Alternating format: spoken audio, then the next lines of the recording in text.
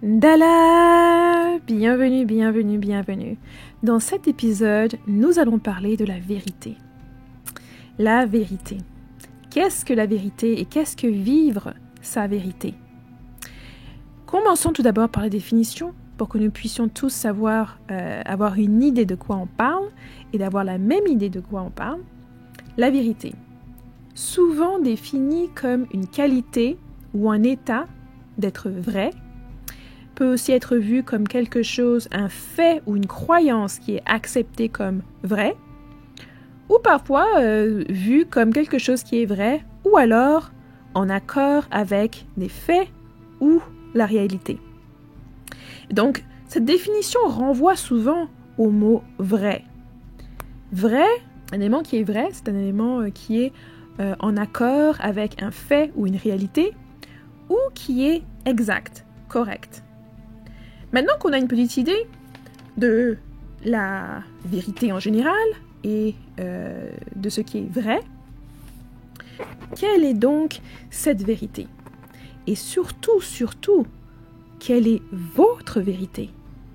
Donc dans la définition de vérité, on disait un fait ou une croyance qui est vrai. Un fait, une croyance ou quelque chose qui est accepté comme réel, accepté comme vrai. Accepté ou en accord avec la réalité dans laquelle on vit. Et c'est ce mot réalité, c'est ce mot perception qui vient en fait nous ancrer, nous entraîner dans la direction de se demander quelle est votre vérité. Cette vérité va être basée bien sûr sur votre perception, sur vos expériences, sur la réalité que vous vivez. Et là, pas être choqué. Nous ne vivons pas tous la même réalité. Bien sûr, nous partageons cette planète à ce moment-ci. Par contre, la réalité des expériences que nous avons individuellement est différente. Nous ne vivons pas tous la même réalité. Des personnes peuvent justement vivre le bonheur, la joie, l'amour, alors que pendant ce temps, d'autres vivent la tristesse, la douleur, la dépression. C'est une réalité qui change, qui peut changer au cours d'une journée, au cours de quelques semaines, au cours de mois, au cours de plusieurs années, et pour certains, demeurer la même pendant très longtemps. Mais ce qu'il en est, c'est que l'expérience que nous avons, mais aussi la perception que nous avons de cette réalité ou des événements qui se produisent, peut être très différente de là où on se place. Ainsi, notre vérité est basée sur notre perception des choses, basée sur nos croyances, et bien sûr cette expérience va monter au fil des années et va elle aussi s'ajouter dans la construction de ce que nous appelons notre réalité individuelle. Et c'est pour cela que nous pouvons trouver par exemple des personnes qui expériencent elles la richesse financière, ou d'autres la pauvreté financière, d'autres la maladie, et d'autres la santé. Ils sont dans la même quote-unquote, entre guillemets, réalité, cependant l'expérience qu'ils vivent est bien différente, parfois peut être latéralement opposée. Ainsi, quelqu'un qui est en bonne santé pourrait simplement dire que la vie est belle et jouir de cette santé qui est la sienne. Alors que quelqu'un qui est constamment malade pourrait voir que la réalité, ce qu'est la vie, n'est que souffrance. Tout dépend de l'expérience que l'on vit, mais aussi de la perception que l'on a de cette expérience-là. Ainsi, quelqu'un pourrait prendre la maladie du bon côté et y voir justement les messages qui y sont donnés, les leçons qui en tirées, et de la maladie passer à la santé, ou de la maladie passer avec ces enseignements-là et quand même y tirer une qualité de vie, une expérience qui serait positive. Donc tout dépend de la perception que l'on peut avoir et de l'interprétation que l'on fait de l'expérience qu'on vit. Maintenant, il y a parmi nous des personnes qui ont une expérience radicalement opposée ou radicalement différente, physiologiquement, biologiquement, ou même parfois même métaphysiquement ou spirituellement. On peut le voir par exemple avec les daltoniens, des personnes qui ne perçoivent pas le rouge et le vert de la même façon que la majorité des autres personnes. Ainsi, on ne peut pas convaincre ces personnes-là que le rouge est le rouge, puisque eux, ils le voient vert. Donc c'est un exemple pour vous montrer de façon un peu plus extrême que nous ne vivons pas tous dans la même réalité, nous ne vivons pas tous avec les mêmes expériences et nous n'avons certainement pas tous les mêmes perceptions. Ici, c'était sur le plan biologique, avec la couleur rouge et vert que certaines personnes vont avoir innée en eux, dans leur expérience, la façon dont ils vont percevoir ces couleurs-là, alors que d'autres personnes vont les percevoir d'une autre manière.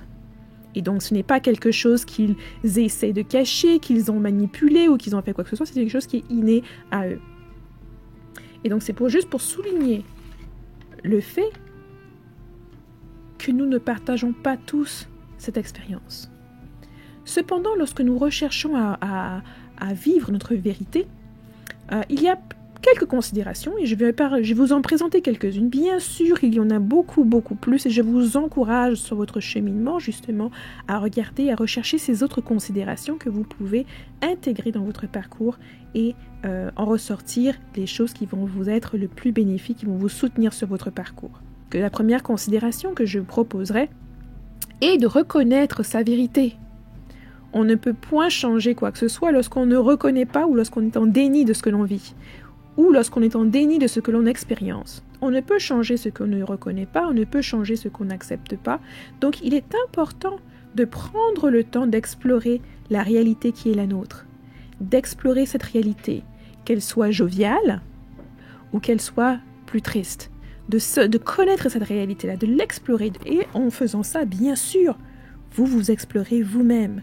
Vous explorez les différentes facettes de vous-même et à travers les interactions que vous avez avec d'autres personnes, elles vont aussi faire surgir en vous, refléter des facettes de vous qui pouvaient même vous échapper. Donc cette exploration, cette expérience que vous allez faire va vous permettre justement de mieux connaître la réalité qui est la vôtre. Et ça, c'est vraiment aussi en faisant attention aux perceptions et aux expériences, comment vous interprétez les expériences qui vous arrivent, comment vous interprétez aussi la perception des autres, le regard de l'autre sur vous, mais aussi les choix que vous faites à travers cette expérience-là. Une deuxième considération importante est d'accepter et d'assumer sa vérité. La vérité qui est la vôtre, acceptez-la et assumez-la. Parce que en acceptant par exemple un moment de pauvreté financière, on reconnaît maintenant qu'il y a cet élément-là et que si on veut le changer, il va falloir faire quelque chose. Donc c'est dans ce sens accepter, pas accepter dans le terme de on baisse les bras et puis on accepte juste de vivre dans la condition dans laquelle on se retrouve à un moment donné. Non, on accepte en reconnaissant en fait que l'on est dans cette situation-là pour pouvoir y sortir si on désire y sortir. Pour pouvoir aussi l'apprécier si c'est une situation qui nous est agréable, si c'est une situation qui nous est bénéfique, si c'est une situation dans laquelle on aime. Et puis on l'assume. On l'assume pour ne pas avoir à porter de masque, on l'assume pour ne pas avoir à se cacher, on l'assume pour ne pas avoir à avoir une certaine honte, on l'assume pour ne pas avoir à se mentir à soi-même. Et on l'assume bien sûr et surtout lorsqu'on veut la changer. Et c'est ce qui nous amène à la considération numéro 3 que je vous proposerai, qui est bien sûr, une fois qu'on connaît notre réalité, une fois qu'on l'a acceptée, qu'on l'assume, et de s'atteler à changer les choses que l'on veut changer. Les éléments que l'on n'aime pas, les éléments qu'on aime moins, s'atteler à modifier ces éléments dans notre réalité. Bien sûr, vous me direz, il y a certaines choses que vous ne pouvez pas modifier, qui sont hors de votre contrôle. Bien sûr, bien sûr. Mais là, on peut toujours modifier notre perception de ces choses-là, notre perception de ces événements, notre attitude envers ces choses, notre attitude envers ces événements. Et rien que changer notre attitude, rien que changer notre perception est déjà un grand pas vers le changement de notre réalité. Cependant, je finirai avec une des dernières considérations, qui est une considération beaucoup plus pour vous épargner de gaspiller votre énergie, votre force vitale dans des quêtes qui pourraient s'avérer très infructueuses, qui pourraient vous coûter beaucoup de temps, d'énergie, sans pourtant vous amener à avancer. Parce que à cautionner, c'est que lorsqu'on comprend qu'on a une réalité qui est propre à nous-mêmes en tant qu'individu, bien sûr, ici, on vit dans un groupe, on vit en communauté, on vit en famille, etc., etc., cependant, il y a cette dimension individuelle qui n'est pas là non pour diviser, mais qui est là pour nous montrer que notre perception parfois est individualisée. La façon dont vous ressentez l'amour, juste vous la ressent de cette manière-là. Personne ne peut vous entrer se mettre à votre place. La façon dont vous voyez ou percevez le soleil, ressentez le soleil sur votre visage, c'est votre façon. La façon dont vous allez avoir la douleur, ressentir la douleur, est aussi la vôtre. Personne ne peut se mettre à votre place. Même si on cherchait avec des fréquences à prendre justement avec des électrogrammes et d'autres appareils pour pouvoir avoir une fréquence ou un certain chiffre, et on dirait par exemple un tel et un tel ont la même fréquence cardiaque lorsqu'ils expriment de l'amour par exemple. Ça nous indiquerait tout simplement un chiffre qui serait désuet de son sens humain, parce que on ne pourrait jamais comparer la quantité d'amour ou le sentiment que quelqu'un a par rapport à quelqu'un d'autre. Bien sûr, on peut toujours comparer les actes, on peut toujours comparer les comportements et évaluer ces comportements-là pour nous donner des indicateurs ou des indications d'une valeur sociétale, mais nous ne pouvons pas faire cette comparaison du ressenti d'un individu. C'est impossible. Donc ce ne serait pas une avenue à prendre. Et de même façon, et parce qu'on ne peut pas faire cet amalgame-là, il faut comprendre que chaque personne vit sa réalité. Chaque personne vit sa vérité.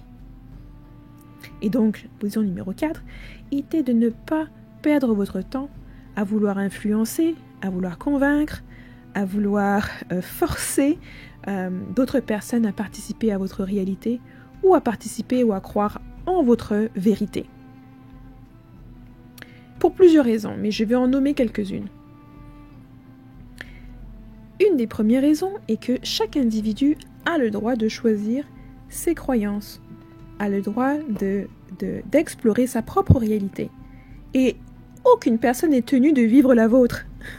Bien sûr, au cours de notre expérience, nous avons des personnes qui nous accompagnent, qui cheminent avec nous, qui partagent nos croyances, qui peuvent partager notre expérience et qui peuvent même partager nos perceptions.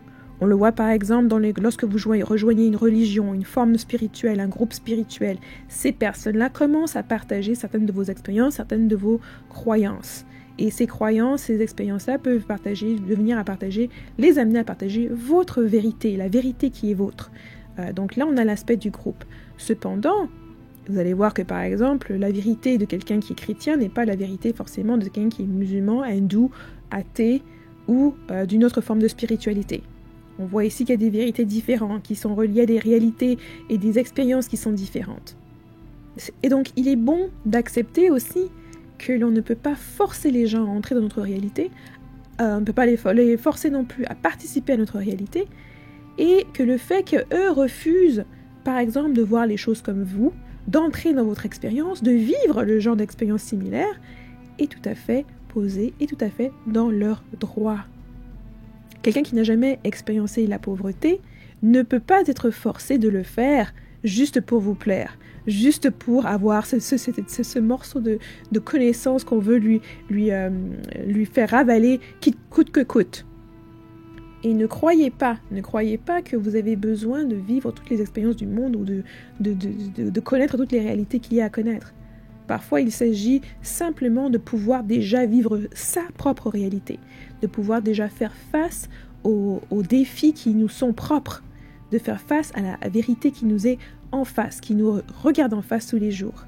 Ça, c'est déjà assez d'avoir cette aisance, même parfois cet engouement à relever le défi qui est le sien, avant de dire ou de prétendre qu'on peut relever les défis des autres ou d'assister les autres. Même si parfois on peut être appelé ou amené à assister les autres, à cheminer avec eux, mais ça ne veut pas dire qu'on rentre dans leur réalité, ça ne veut pas dire non plus qu'ils rentrent dans la nôtre d'une manière lorsqu'on parle de perception, lorsqu'on parle de croyance. Vous pouvez assister quelqu'un sans nécessairement rentrer dans sa réalité. Ça peut être vu comme un moment où sa réalité et la vôtre se croisent sans se mettre ensemble, sans se diffuser ensemble. Et donc, pourquoi cette considération de ne pas forcer les autres à écouter les expériences que vous avez ou à partager ces expériences-là ou même à participer dans votre expérience ou dans votre façon de voir les choses? C'est que ça vous évitera tout simplement de gaspiller votre énergie. Vous ne pouvez pas forcer quelqu'un à accepter votre réalité. On ne peut pas. L'être humain, l'individu, choisit d'accepter la réalité qu'il veut à un moment donné. Et cette réalité-là, souvent, il l'accepte à cause des expériences qu'il a. Il peut l'accepter à cause de la perception qu'il a des choses. Mais c'est très difficile pour quelqu'un d'accepter une réalité qui est autre que la sienne par force. Bien sûr, on a des exemples dans l'histoire qui montrent ça. On ne peut pas forcer quelqu'un à croire en quelque chose qu'il ne croit pas. Même si la personne peut être physiquement présente, la croyance elle-même, ce que est la croyance, ou ce qui est l'élément qui fait partie de la réalité, qui peut même être dans le subconscient, n'est pas forcément là, n'est pas forcément à la bonne place. Donc ici, il s'agit simplement d'explorer votre réalité, explorer votre vérité, et vivez votre vérité. Explorez et vivez votre vérité. La vérité qui est la vôtre.